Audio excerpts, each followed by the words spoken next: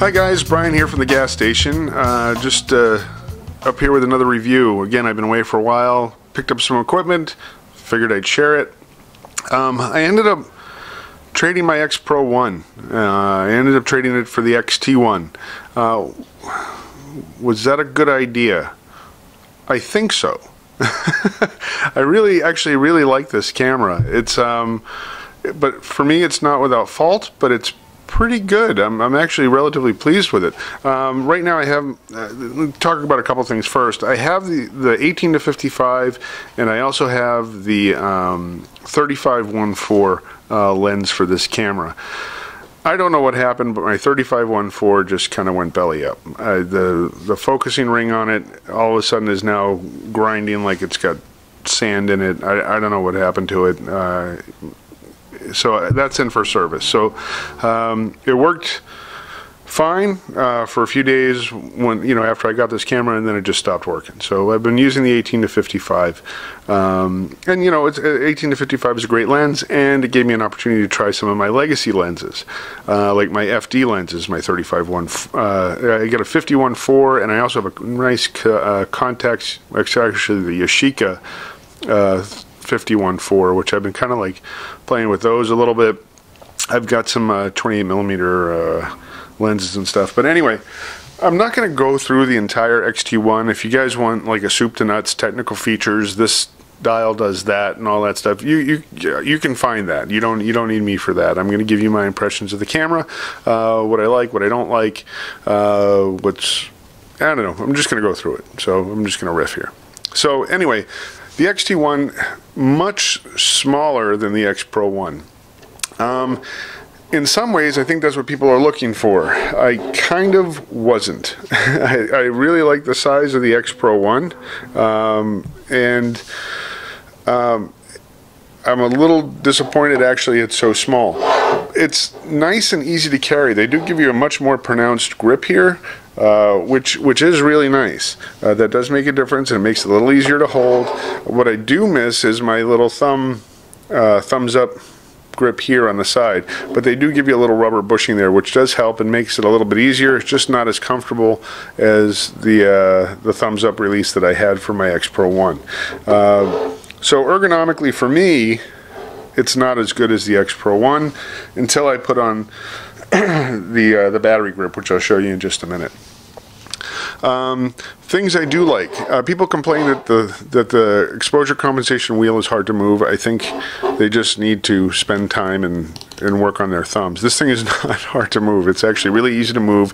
It's a bigger dial than is on the X Pro 1 or any of the other Fuji cameras. I don't find any issue with that whatsoever. But that's just me. Again, this is all me, my opinion. Whether you agree with it or not, I don't know. I do love it has an adjustable diopter. That is huge. It has that on here. I am not a fan of pressing and holding the button for the ISO. That is, it's not the worst thing in the world, but it's just you gotta kind of get used to it. And I guess pretty much all of the dials on here are kind of like that, except for the exposure compensation. So I mean, it's just if you get used to working with the camera, that's fine. I do love that it has a tilting and flipping LCD. The LCD is really very nice on it. It's really good. I like it a lot. They've pretty much added all the features that I wanted in the X Pro 1. Setting your minimum ISO, etc., like that. That stuff's all been taken care of. The different focusing features are fantastic. The split image, not as revolutionary as I thought it would be, but it's not bad. Let's see if I can get that. Let's see if we can get that set up here. Focus assist, digital split image here. So I don't know if you guys can see this or not. Actually, let me darken this a little bit.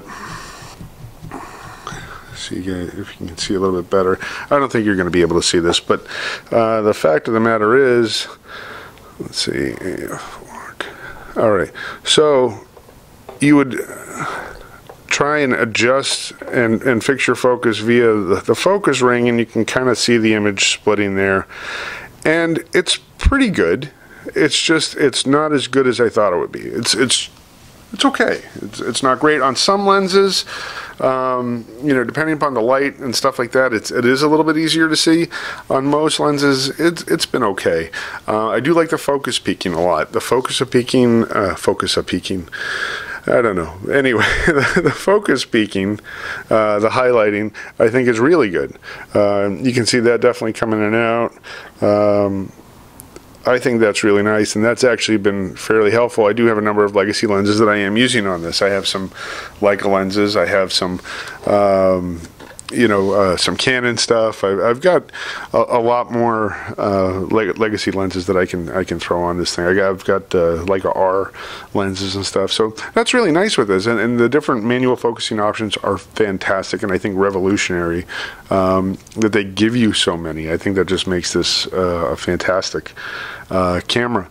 I haven't done a lot with sort of like the action, you know, like with the continuous and the continuous focus and all that, and tracking cars and stuff like that. I'm going to be doing a lot more testing with this, so I'm just kind of getting used to the camera now. So I will have a follow-up review coming for this. The image stabilization, the image quality does definitely seem to be improved over the X Pro 1. I don't know if that's because it's a new imaging sensor or what it is, but it definitely seems to be doing a good job. I do see a little bit more detail. Things are a little bit sharper, or a little bit cleaner. Again, I'm only working with the JPEGs. So, you know, I'm not a 100% JPEG guy. I do a lot of processing raw, so I can't wait to see what happens when we actually get the raw codec from Adobe for Lightroom and stuff like that. The customization and control on this camera are fantastic. Lots of customization available. One thing I really don't like, that really just drives me crazy, is if you're going to stick with a camera brand, they probably should keep things the same. So I really got used to that little the F button, the programmable button up here in front of the exposure compensation, right next to the power switch and the shutter button. And what do? They went ahead and changed that to a dedicated movie mode. I don't know. They put it in exactly the same spot, so I end up dinging that thing all the time and starting movies. They did give you an extra function button over here, which is on the inside of the grip here, which is easy to get to, and so, you know, I'm kind of like training myself to start using that, which is, you know, it's workable and it's nice, and that does everything okay. I also like the fact that they put the SD card on the side of the camera, which is a huge relief for me now. Focus assist stuff, all that, the continuous high, like, I really like as many buttons on the outside of the camera as I can get, and Fuji really obliged, and I think they realized that photographers like that, and they took all that to heart. So I really appreciate that. It seems like Fuji does listen to photographers. They want to please the photographer. So I definitely appreciate what they're trying to do there. I was sort of waffling between this camera, the EPM, or the EPM1, I believe. No, the EP1, and what was the Sony A7. The A7 is definitely, I think, image quality is better. The performance isn't as good as this. It's more on par with the X Pro 1. I did get a little frustrated sometimes with the X Pro 1 with the focusing speed and stuff like that. But I don't know, I guess I just wanted, I mean, if I was going to upgrade, I already have money invested into Fuji glass, and I really do like Fuji as a company, and I really sort of hate Sony as a company. But I do, for the most part, like their equipment. But I wasn't... I don't know, I didn't feel like I wanted to give Sony my money this time. And frankly, the Olympus, although it was a very nice camera and has lots of features and customization and is actually a little bit faster, has, you know, 1/8,000th of a second shutter speed, which is really nice, and a great selection of lenses, the camera just didn't inspire me at all. I didn't pick up that camera and go, ooh, this is really cool, or this is really nice, and it feels good in the hand, and wow, I really want to go and shoot, and it didn't make me feel like that. It was like, oh, that's a nice camera, and it's technically very good, and yeah, there's absolutely nothing wrong with it. In many ways, it's superior, but it didn't inspire me at all, and that's, you know, part of what the cameras are for me is for inspiration. I feel like, oh wow, you know, this thing feels right nice in my hand. I feel creative. I want to go and get out and shoot and do all that. The Olympus, to me, to be honest, felt more like an appliance. And photography and cameras for me are more of a passion than, you know, an appliance. They're not a tool. I'm not a professional photographer.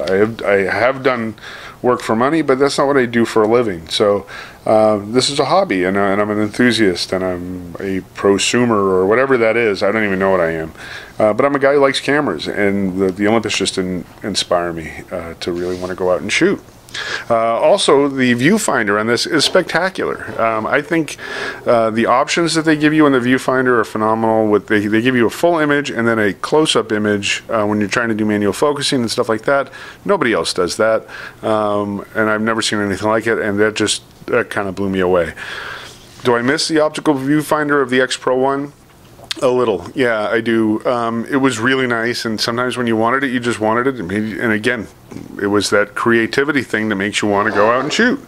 But I don't find myself going, oh, you know what? I really miss it that much. Because to be honest, most of the time I was using the electronic viewfinder anyway. So X-T1 pretty much has everything I wanted in the X Pro 1. A couple compromises, but overall a better package. What I did end up getting was the battery grip here. I'll show you that. And again, that was one of the problems I had with the X Pro 1 is, you know, the batteries kept croaking out on me, and I had to keep a bunch of batteries and stuff. Now I keep a bunch of batteries, but I have to change them less often. So this just screws right in here. It's pretty quick. It just snugs up, and it changes the whole dynamic of the camera. The one thing I don't like is with the 18 to 55, this thing just kind of falls on its nose, dunk, which is not good. I wish they had made the bottom on this flat. They went with more of an ergonomic sort of curved in grip, which, you know, I could see why they want to make it more comfortable, but when you try and put the camera down or anything like that, it's just, the thing just falls on its nose. And I'm, you know, after my 35-1.4 died, I'm getting kind of paranoid about my lenses, and I don't want to put any undue stress on them by setting the camera down there, and I don't want to scratch the back by putting the camera straight down there. So what do you do? I don't know. It's a conundrum. So, but the dual controls, having control on the grip, and being able to hold it in portrait mode and all that stuff, and the extra buttons on the grip, really nice. I do like the grip a lot. I think it is a definite important addition to this camera. It doesn't make the camera look huge. You know, I do have a Pentax, just for size comparison here. This is the Pentax K5 here. I just want to show you for size comparison. No, I'm just kidding. That's the Pentax X7. So, but it is actually a much smaller camera than you would expect. It's not a big camera. It's from what I understand, it's the same size lengthwise as the XE2. It's a little higher. It's about the same height as the X Pro 1, but it's shorter this way. Again, like I said, the grip on here is pretty good. Front controls for your shutter, if you're going to shutter priority, and you can actually switch that with the back wheel as well. A lot of cool features on this camera. Again, very customizable. Oh, one other thing I cannot stand is in play mode, in order to zoom in, you have to use this wheel. You can't use the up and down arrows to zoom in, so you end up going like this a lot and then zooming out like this. It would be nice, or maybe I haven't figured it out, if somebody else knows another way to do it, just to kind of zoom in, just to check your focus and stuff like that. But this little wheel thing just drives me crazy. So anyway, that was one thing. I also did find out that this camera is one of the earlier models and does have the light leak. There's a light leak issue with the X-T1s where there is some, I don't know, some covering or flashing or whatever that's supposed to prevent light from leaking through. It happens to be, I believe, in the microphone port of mine. So kind of a problem with that. Not real happy about that. From what I understand, and I heard today, that Fuji is going to take care of it, and they take care of it quickly, and they're going to do like a 48-hour return and all that stuff. But you know what? I just bought the camera. I don't want to send it back already. I'm having fun with it. So I might wait a little bit and still play with the camera some and try and enjoy it. I do want to show you one thing here. Stand by. Okay, this camera reminds me so much of my Contax RTS. I just wanted to kind of put these guys next to each other here so you can kind of see. Let me readjust a little bit here. Alright, so the Fujifilm, let's see here. Yeah, the Fuji X-T1 and the contacts, this is the RTS2. They look very similar. They have very similar styling. There's definitely, I think, like a family resemblance. I would definitely say, whoops, see, that's what I can't stand. So what I really think is the case now is Fuji is sort of the new contacts. I really believe that. I hope they sort of do better than contacts did, and contacts is no more, but they still make great cameras, great optics, and just sort of like the higher end of things. I think Fuji is sort of taking that throne and taking over for contacts, and I see a lot of similarities between the contact stuff and the Fuji stuff. So anyway, Fuji the contacts, I don't know. This contacts is really nice, by the way. If you're looking for a great film camera, the RTS. You know what? I think maybe, you know what? I'm going to do my next review on the contacts RTS, and I'm going to use the Fujifilm to video it. So we'll see what the video quality is with the Fujifilm X-T1. It has a remote app and stuff like that, and that is really nice, by the way. Also, in relation to the remote app, I have the Galaxy Note 3 cell phone, which you're supposed to be able to run Fuji's remote software on, and there are problems with that. If you're having issues with that, I will tell you, turn off your mobile networking on your Galaxy Note 3 if you're having any issues with the remote application. That will be a good workaround for you, and you'll be able to start using the remote app. So I know there's been some people who have the issue, some haven't. I have the Sprint Galaxy Note 3, definitely having an issue with that. For me, I don't know what else to do, but that's been the workaround for me. So anyway, Fuji X-T1 versus Contacts RTS2. Interesting.